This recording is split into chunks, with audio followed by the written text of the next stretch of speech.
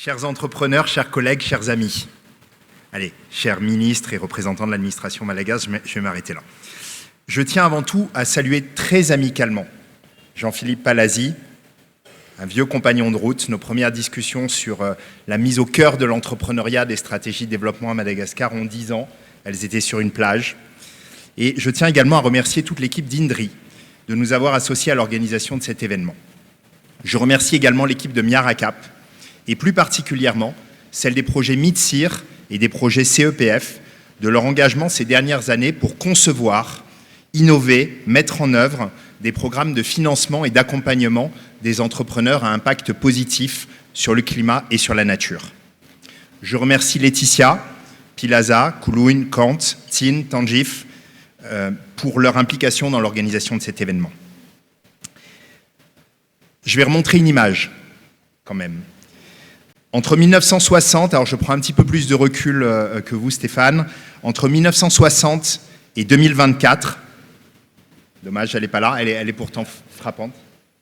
Entre 1960 et 2024, la population malgache a augmenté de 3% chaque année, de manière régulière.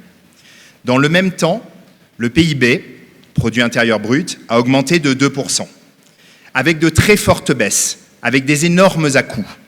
Lors de crises politiques, on les voit toutes, on les reconnaît d'ailleurs, hein, en 1973, en 1981, en 1991, en 2001, en 2009, et puis avec le Covid en 2020, qui pour une fois n'était pas de notre faute. Ces crises, nous sommes nombreux dans la salle à en avoir vécu au moins 3, certains 4, certains 5, et puis vous, la Gen Z, vous en avez déclenché. C'était pas une crise, vous avez porté quelque chose et vous en avez été le catalyseur. Nous sommes, je crois, tous ici, nous avons été, je crois, tous ici, à espérer que ces crises constituent de nouveaux départs.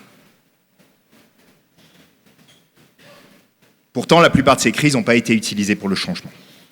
Et ce qui frappe, c'est qu'après des baisses brutales, la croissance s'est toujours rétablie au niveau le plus bas, à 3%. Bref, on n'a jamais rattrapé. La conséquence de tout ça, c'est la deuxième image. Alors, ce n'est pas exactement les mêmes chiffres que Stéphane, puisque moi, c'est le PIB en valeur nominale. C'est encore plus frappant. Le PIB par habitant, il a cessé de diminuer. Il est passé de 800 $ en 1960 à 453 $ en 2024. Madagascar est le seul pays du monde. Ce n'est pas un des seuls, ce n'est pas le troisième, ce n'est pas le quatrième, c'est le seul pays du monde à avoir connu une telle baisse en 65 ans. Une baisse progressive et une baisse dramatique, comme on peut le voir sur ce graphique. On peut discuter longuement des causes de cette régression, et on va le faire aujourd'hui. Mais en commençant par ouvrir les yeux sur ce fait, la croissance du PIB est inférieure depuis 65 ans à celle de la population. Or, la croissance, c'est l'augmentation de la richesse. Et le principal moteur de la richesse, ce sont les entrepreneurs. Stéphane, vous citiez les ONG, vous citiez la société civile, on parle de l'administration, bien sûr. Mais qui crée de la richesse? Les entrepreneurs. Pas le secteur privé. Le secteur privé, c'est un concept abstrait. Je veux parler des entrepreneurs. Si on prend un peu de recul historique, c'est les entrepreneurs, ces personnes d'autres, il n'y a pas de concertation politique, qui ont fait émerger la finance et le commerce aux Pays-Bas au XVIIe siècle. C'est les entrepreneurs qui ont construit l'industrie textile en Angleterre au XVIIIe siècle. C'est les entrepreneurs qui ont fait la métallurgie en France et les transports aux États-Unis au XIXe siècle. Ce sont des entrepreneurs qui ont réuni des personnes, qui ont réuni des capitaux pour transformer des idées en entreprises, pour créer les conditions de révolution, des révolutions agricoles, des révolutions financières, des révolutions industrielles. Et c'est ces révolutions qui ont fait sortir ces pays de ce qu'on appelait l'ancien régime. Et puis progressivement, qui ont fait sortir le monde de cet ancien régime pour l'amener vers la révolution et la croissance. Vers une croissance qui casse les rentes, vers une croissance qui fait mal aux jambes, qui fait mal aux dents, les parents dans la salle le savent. Hein. On voit ce que ça fait la croissance sur nos enfants.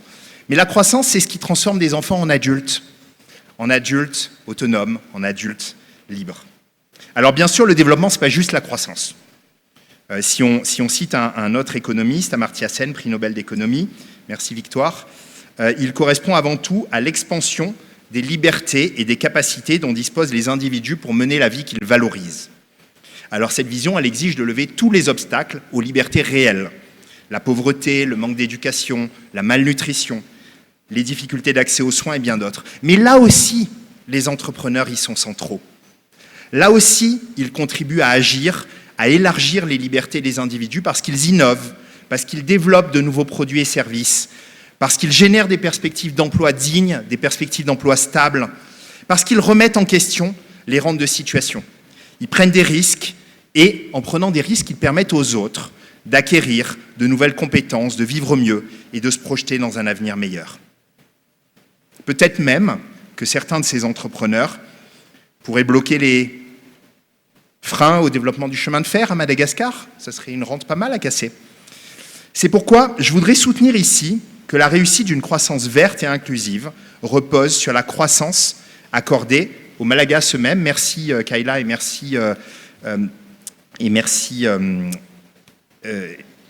Sarik, pardon, je suis désolé. Merci Kayla et merci Sarik. Pour l'instant, elle est plus connue. En tout cas, depuis plus longtemps.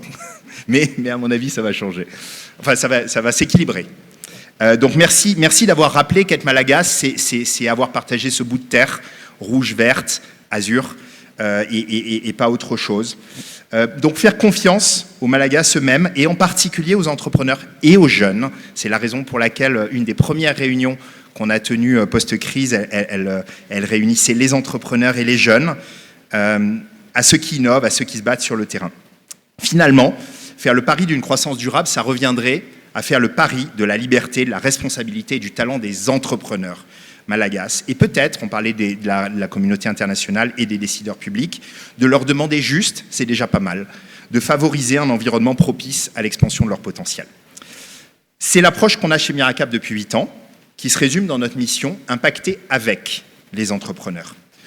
Qu'on soit investisseur, qu'on soit partenaire financier, on fait toujours le pari d'une croissance rigoureuse, ambitieuse, mais d'une croissance dans la vision, dans l'exécution et dans l'ambition de ces entrepreneurs.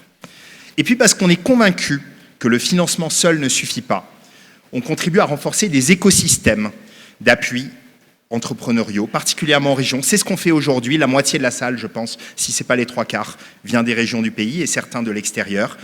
Des écosystèmes qui fédèrent des investisseurs, des entrepreneurs, des partenaires, des talents, des entrepreneurs eux-mêmes autour de cette mission. Alors c'est un pari qui ne gagne pas à tous les coups, mais quand ça gagne gros et ça gagne pour longtemps. Donc merci Stéphane d'avoir honoré l'ouverture de cet événement de votre présence. Votre ouvrage Gambling on Development a eu un retentissement mondial et un impact réel sur les trajectoires de développement de certains pays. Et ce pari sur le développement qu'il appelle en priorité. Je racontais, Stéphane, hier, quand on déjeunait, qu'on est pas mal dans la salle à avoir décidé de le faire en septembre et de continuer à le faire aujourd'hui. Je lui racontais les centaines d'appels qu'on s'est passés, les centaines de réunions, de prises de parole publiques et privées où on se disait tous la même chose. Madagascar ne peut pas continuer à sombrer. Alors que notre pays avance dans sa refondation politique, on voudrait contribuer avec INDRI et bien d'autres, à mettre les entrepreneurs au cœur du moteur. C'est le sens de cet événement, dans lequel nous réunirons pendant ces 2 jours des décisionnaires politiques de haut niveau, des acteurs clés de la société civile, et bien entendu les représentants de la Gen Z, sans qui le tableau serait incomplet et la réflexion sur l'avenir impossible. Et surtout, on donnera la parole à de très nombreux entrepreneurs, parmi les plus actifs du pays, ceux qui créent de la richesse, ceux qui créent de l'impact, ceux qui sont des moteurs, et franchement, disons-le, ceux qui sont des héros, vu le contexte dans lequel ils ont créé et développé leurs entreprises ces 30 dernières années. Alors si on doit conclure ce discours par quelques applaudissements, je voudrais qu'il soit exclusivement pour les entrepreneurs qui se sont bagarrés et qui vont continuer à se bagarrer pour créer de la richesse. Merci. Je laisse à présent la parole à Jean-Philippe et je te remercie de m'avoir embarqué dans cette belle aventure.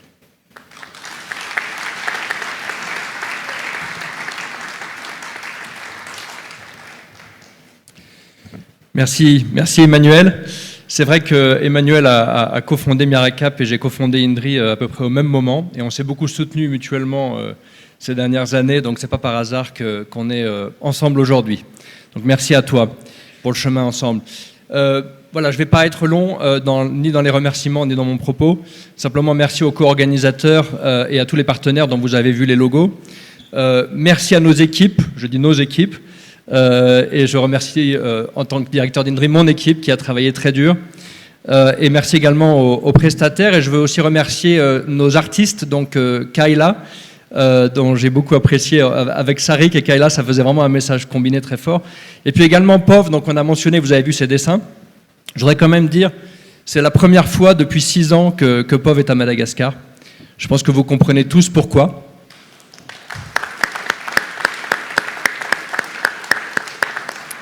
Et donc c'est un signe supplémentaire du changement qui est en train de se produire dans le pays. Le retour de POV qu'on est très heureux d'avoir avec nous aujourd'hui. Et merci à vous tous d'être présents. Et le dernier remerciement, c'est à la Gen Z. Voilà, je pense qu'on leur doit beaucoup de remerciements pour s'être levés et avoir fait bouger les choses. Cette révolte, elle a eu lieu en octobre.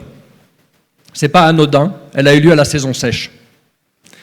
Elle a eu lieu à la saison sèche parce qu'à la saison sèche, il y a encore moins d'eau que d'habitude à Tana. Et comme il y a encore moins d'eau, il y a aussi moins d'eau dans les barrages, donc il y a encore moins d'électricité que d'habitude.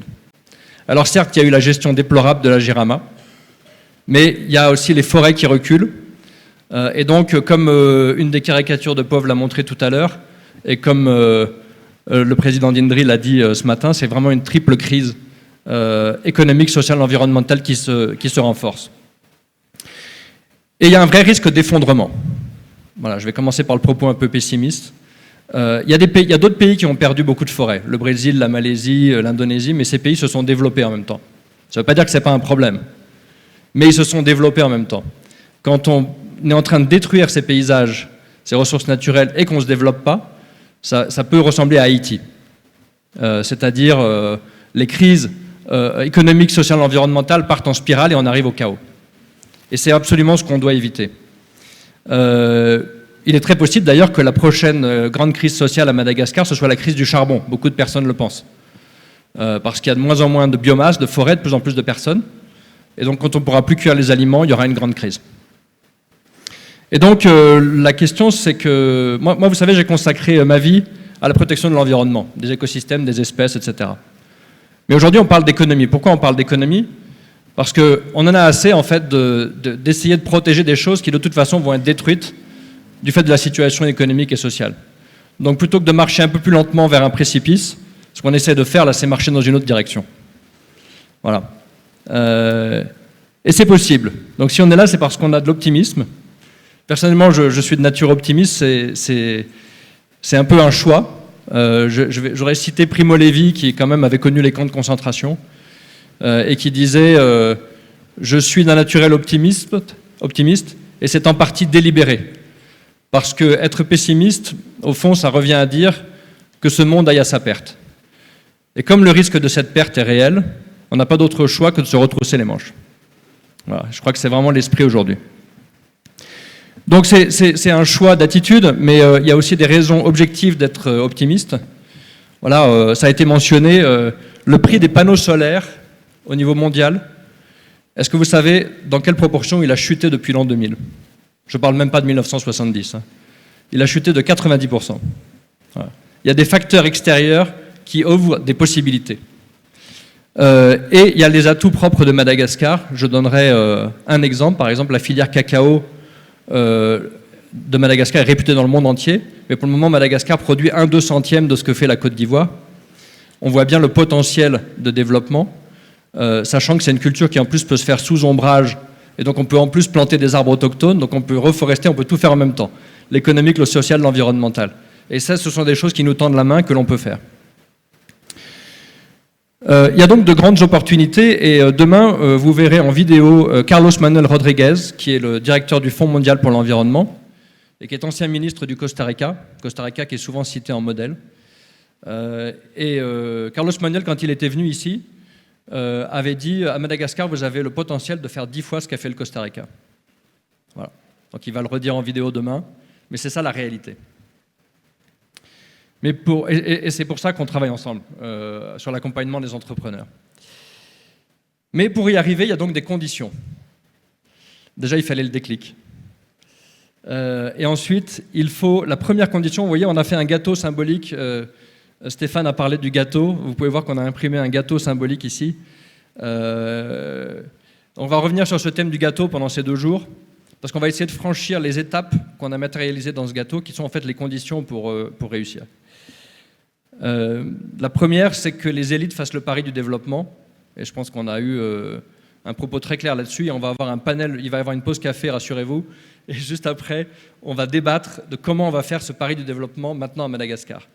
Et si on a un panel qui est conclusif, ce sera la première base du gâteau, et on demandera à 2 participants du panel de bien vouloir signer la base du gâteau pour dire, bon, ça, on n'a pas encore fait, mais intellectuellement, on sait qu'on peut franchir l'étape. La deuxième condition, c'est, une fois qu'on fait le pari du développement, ok, mais il faut des entrepreneurs, ça a été dit, et donc il va falloir les soutenir. Parfois, ces dernières années, des entrepreneurs qui avaient des modèles qui auraient pu être mis à l'échelle à Madagascar ont eu des obstacles et des difficultés, et parfois ces difficultés venaient du gouvernement lui-même. Voilà. Et c'est ce qu'il faut éviter. Donc le deuxième étage du gâteau, c'est le soutien aux entrepreneurs. Le troisième étage, c'est ce dont on va parler demain matin. Il y aura du travail en sous-groupe, parce que dans chacun des secteurs clés, alors on a certainement oublié des secteurs clés, on ne pouvait pas tout faire en 2 jours, il y a d'autres secteurs qui ne seront pas abordés, on en est parfaitement conscient, mais c'était en fonction des personnes présentes, des thèmes qui nous semblaient intéressants. Mais il faut réussir par secteur. Donc le but demain matin, et je remercie toutes les personnes qui ont accepté de coordonner des sous-groupes, ce sera identifier quelques leviers, on ne va pas se perdre dans les détails, mais quelques leviers clés, actionnables, qui vont nous permettre d'avancer. La condition suivante, si vous continuez à monter le gâteau, c'est les villes. On est un pays très rural à Madagascar. Je dis on parce que je suis un amoureux de très longue date de ce pays, donc je me permets, avec votre Tsujan. Les villes, en fait, sont en train de grandir à Madagascar, donc le pays s'urbanise. Et donc il va falloir faire de ces villes un moteur de croissance durable.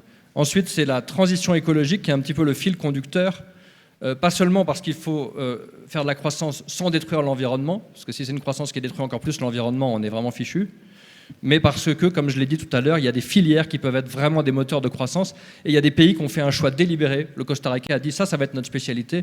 Résultat, aujourd'hui, ils avaient 20% de forêt, ils en ont 40%, ils sont un champion de l'écotourisme, ils sont un champion des crédits carbone, etc. Et donc se positionner stratégiquement là-dessus, pour un pays, ça peut être très intéressant. Et le dernier étage du gâteau, c'est un peu la cerise sur le gâteau, mais qui est importante, c'est le travail en coalition, ça a été dit aussi.